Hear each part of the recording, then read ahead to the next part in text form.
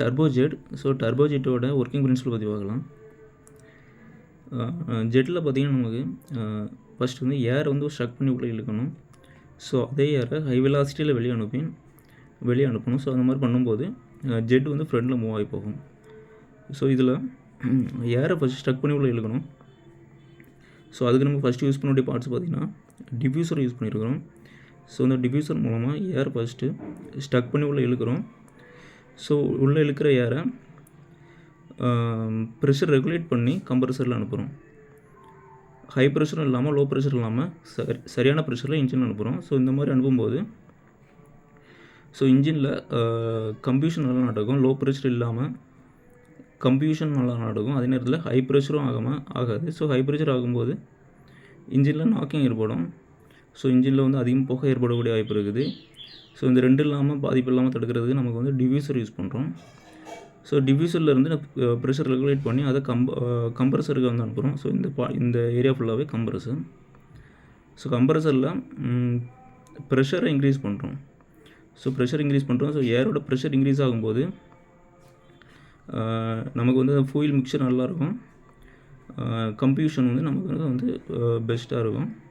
So அதனால் compressor மூலமாக ஏரை கம்ப்ரஸர் பண்ணி இன்ஜினில் அனுப்புகிறோம். ஸோ இன்ஜினில் எஃப்ங்கிறது வந்து ஃபியூல் இன்ஜெக்டர்.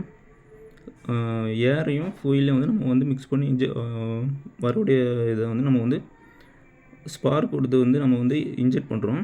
ஸோ இன்ஜெக்ட் பண்ணி வந்து அதை எரிய விட்டுறோம்.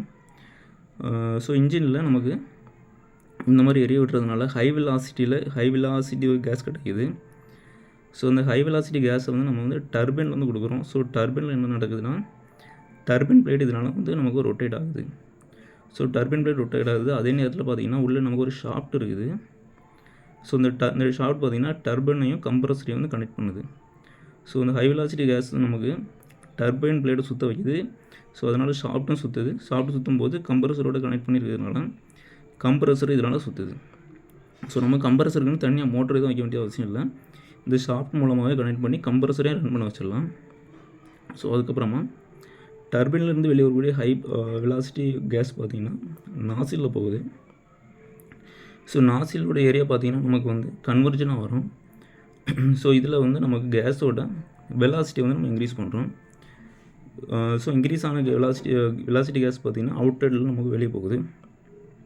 ஸோ ஹை வெலாசிட்டியில் கேஸ் வெளியே போகும்போது நமக்கு இன்ஜின் பார்த்திங்கன்னா ஜெட் பார்த்திங்கன்னா முன்பக்கமாக போகும். ஸோ இதனால் வந்து த்ரஸ்ட் உருவாகி இன்ஜின் வந்து ஃப்ரண்டில் போகுது.